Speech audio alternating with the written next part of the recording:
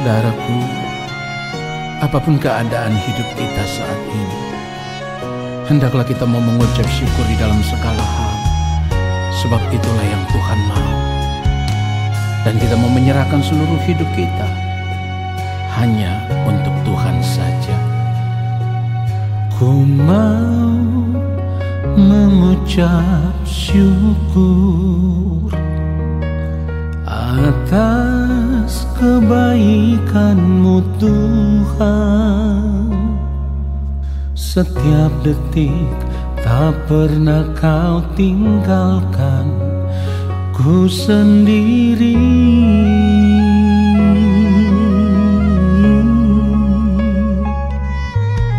Selalu Kau tuntun langkahku dalam perjalanan hidupku. Kemanapun kakiku melangkah, Engkau menggendongku. Ya Tuhan, ku mau selalu bersama-Mu.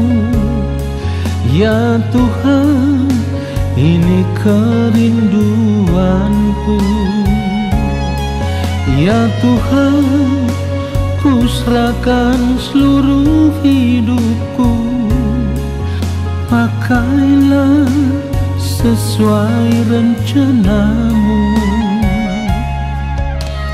Ku mau hidup hanya bagi-Mu, lakukan kehendak-Mu.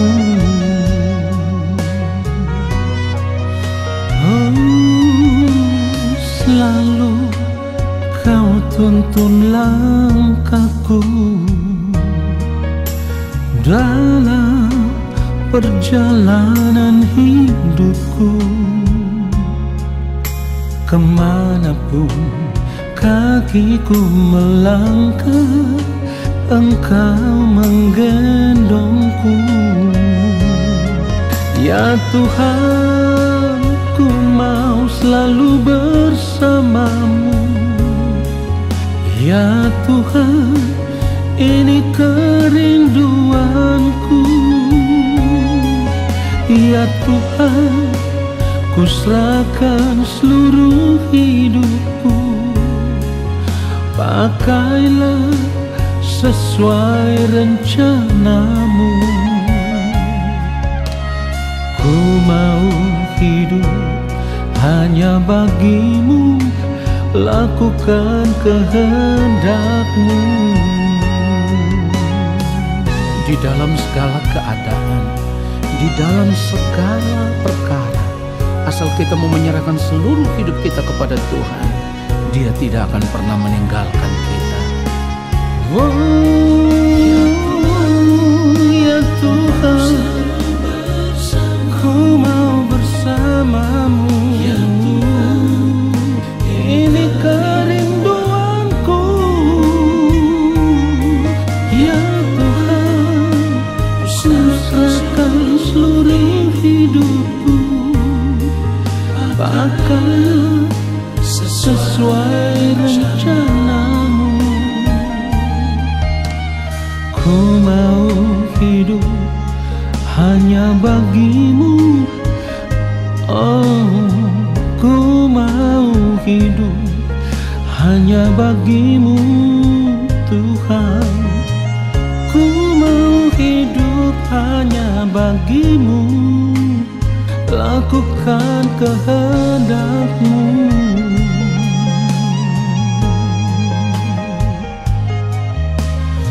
Oh, Tuhan Yesus, ku mau hidup seperti-Mu. Mari kita siapkan hati kita, saudaraku. Allah Bapa yang ada di dalam kerajaan sorga, kembali saat ini ya Bapa, kami mau duduk diam di dalam hadirat-Mu.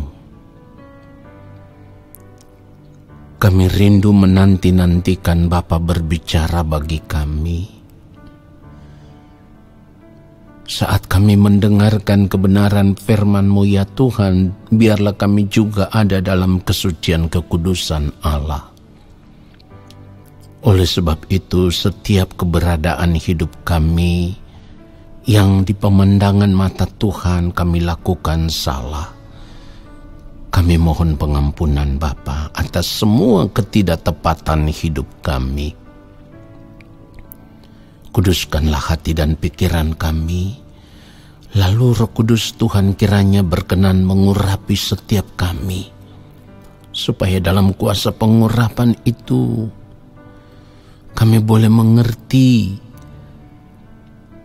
kebenaran firman yang Bapa sampaikan kepada kami. Ya Bapa yang mulia, hamba hanyalah alat, taruhlah hamba-Mu serendah-rendahnya. Biarlah Bapa yang dipermuliakan di dalam kebenaran ini, Bapa yang ditinggikan. Lalu setiap kami yang mendengarkan kebenaran ini, kami diberkati. Di dalam nama Tuhan Yesus Kristus, kami siapkan hati kami untuk menerima kebenaran firman Tuhan saat ini. Haleluya. Amin.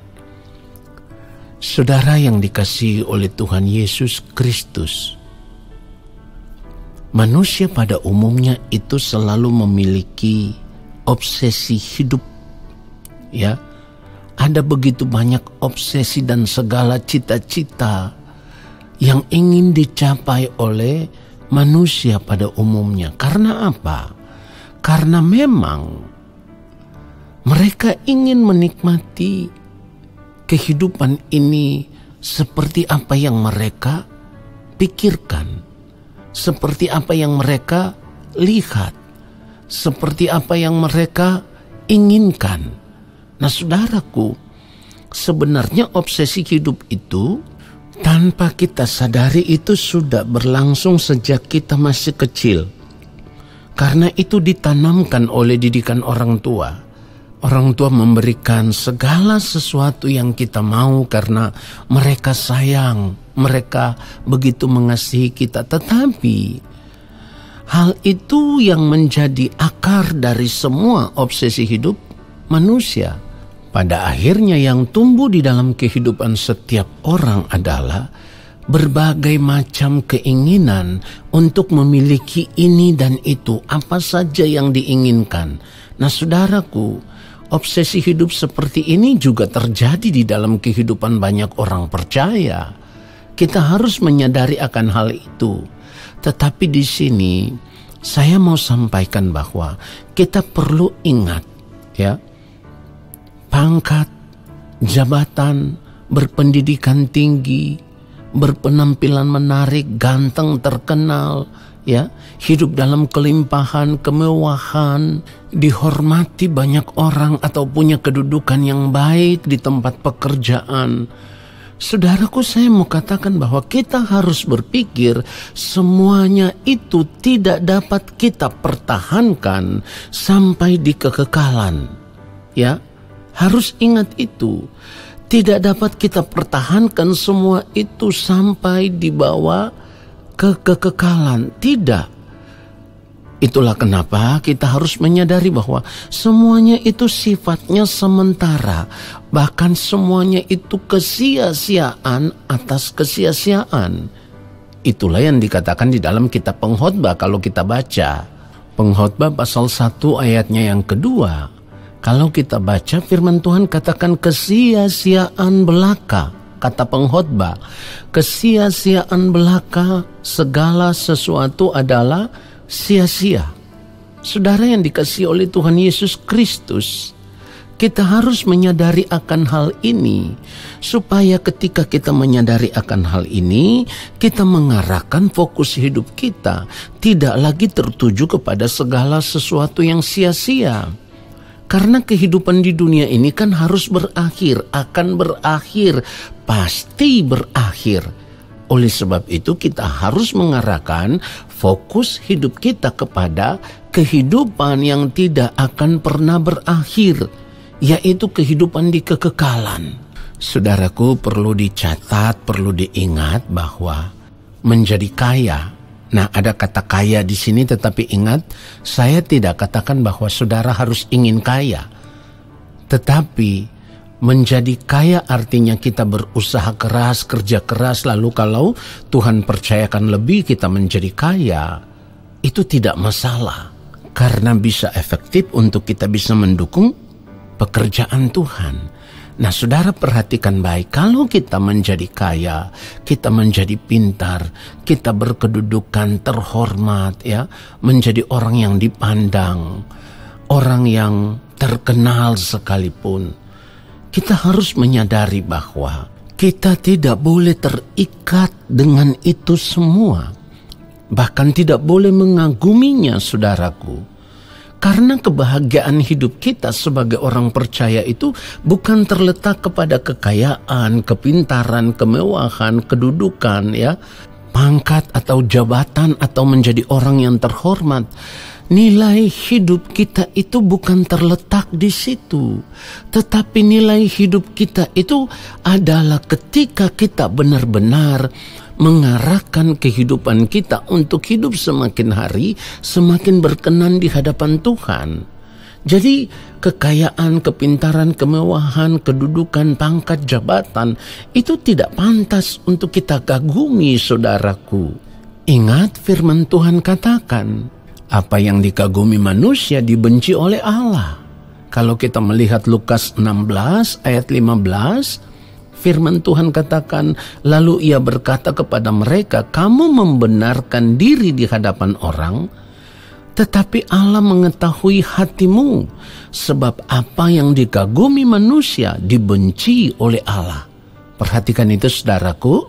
Jadi kita mengerti sekarang kenapa kita tidak boleh mengagumi kekayaan, kelimpahan, kemewahan, pangkat jabatan, atau harta, kedudukan, sukses di dalam pendidikan tinggi. Kenapa tidak boleh? Karena pada akhirnya kalau kita mengagumi semua itu, kita bisa terseret dan pada akhirnya kita bisa menjadi orang yang benar-benar tamak terhadap semua kesenangan hidup dunia ini, saudaraku. Itulah kenapa firman Tuhan ajarkan kita begini. Lukas 12, kalau kita melihat ayat yang ke-15 dikatakan, katanya lagi kepada mereka, berjaga-jagalah dan waspadalah terhadap segala ketamakan. Sebab walaupun seorang berlimpah-limpah hartanya, hidupnya tidaklah tergantung daripada kekayaan itu. Menjadi kaya boleh, tetapi jangan ingin kaya. Karena seperti yang firman Tuhan katakan, hidup kita itu tidak tergantung dari semuanya itu, saudaraku. Itulah kenapa firman Tuhan juga mengajarkan kita supaya cara hidup kita itu sebagai orang percaya, kita tidak boleh memiliki cara hidup yang sama dengan dunia.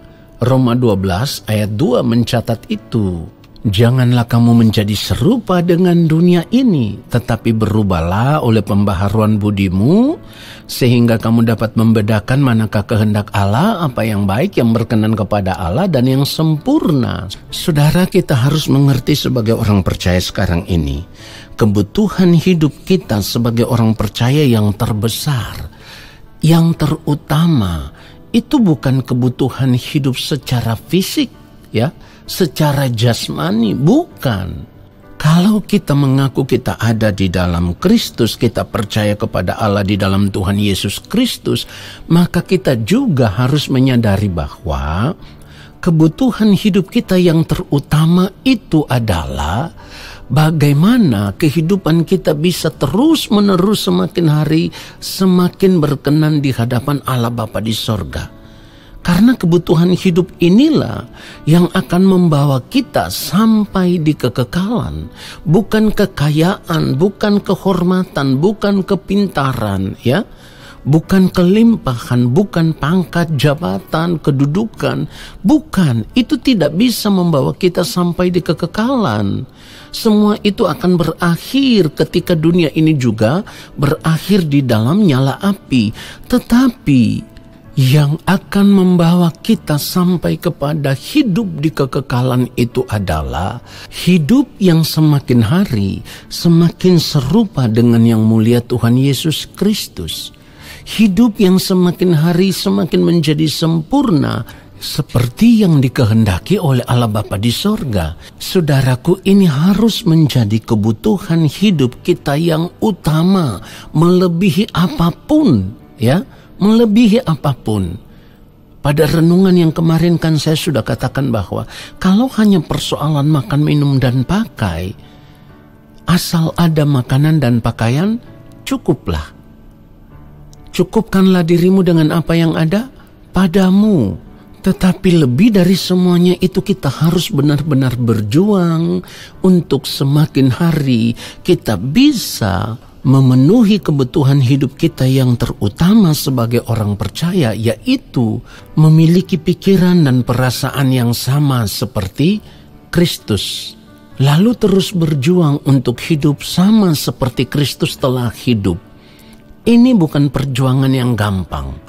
Bahkan kita harus berjuang untuk mencapai kebutuhan hidup yang utama ini, perkenanan hidup kita di hadapan Tuhan ini, sepanjang umur hidup kita.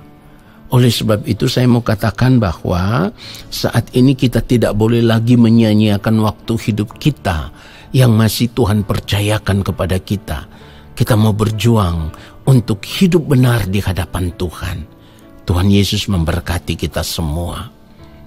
Mari kita berdoa. Yang Maha Kudus, Bapa yang ada di dalam kerajaan sorga, terima kasih untuk kebenaran firman-Mu.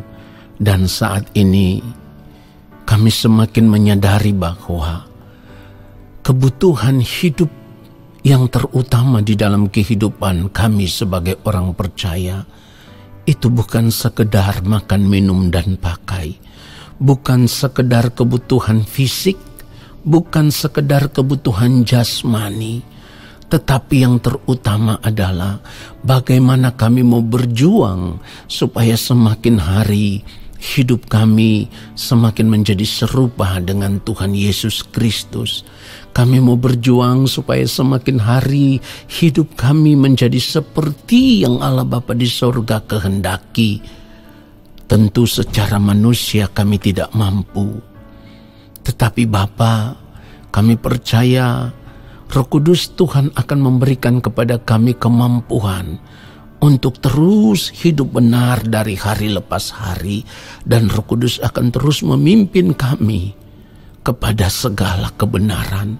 Lalu kami mau mencari Tuhan di sisa umur hidup kami, supaya kami semakin hari semakin hidup berkenan kepada Bapa di sorga. Bapa yang Maha Kudus, saat ini juga hamba mau berdoa untuk anak-anak-Mu yang ada di dalam pergumulan hidup yang berat. Mereka yang bergumul untuk masalah ekonomi, supaya bisa mencukupi kehidupan keluarga mereka. Hamba percaya, Bapa, apapun yang mereka kerjakan, Bapa memberkati, supaya itulah yang akan mencukupi kehidupan mereka. Anak-anak-Mu yang bergumul untuk masalah-masalah pekerjaan, hamba juga percaya Bapa akan membuka jalan bagi anak-anak-Mu yang selalu tekun bersandar berharap kepada Bapa di sorga. Bapa yang empunya hidup, Bapa yang akan membelas kasihani anak-anak-Mu. Anak-anak-Mu yang bergumul untuk masalah sakit penyakit, Tuhan, apapun obat-obatan yang mereka minum atau mereka pakai, biarlah semua itu menjadi sarana kesembuhan ilahi bagi kehidupan mereka dari segala bentuk sakit penyakit.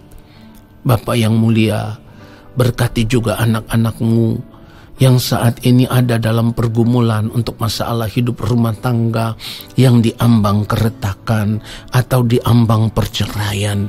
Tuhan Yesus, tolong anak-anak-Mu. Kekuatan kuasa-Mu lah yang sanggup memulihkan mereka. Tuhan akan memberikan jalan keluar yang terbaik untuk penyelesaian setiap masalah rumah tangga anak-anak-Mu. Banyak juga anak-anak-Mu yang bergumul untuk memiliki keturunan ilahi. Tuhan melihat pergumulan mereka. Tuhan akan memberikan keturunan ilahi yang terbaik bagi mereka. Bahkan yang bergumul untuk pasangan hidup, ketika mereka hidup takut akan Tuhan, Tuhan juga akan memberikan pasangan hidup yang terbaik bagi anak-anak-Mu sesuai dengan kehendak-Mu ya Bapa. Bapa, berkati juga anak-anak-Mu yang bergumul untuk benar-benar mau hidup dalam pertobatan, dalam kesucian kekudusan. Tuhan sertai mereka. Roh Kudus tuntun mereka supaya mereka tetap hidup di dalam kekudusan Allah hari lepas hari. Apapun yang menjadi pergumulan anak-anak-Mu ya Allah, biarlah Bapa di sorga sendiri yang akan menjawab, karena Bapa lah yang mempunyai belas kasihan dan sanggup memberkati anak-anak-Mu. Biarlah semua terjadi sesuai kehendak Bapa, jangan sesuai dengan kehendak hamba sebagai manusia. Di dalam nama Tuhan Yesus Kristus kami berdoa.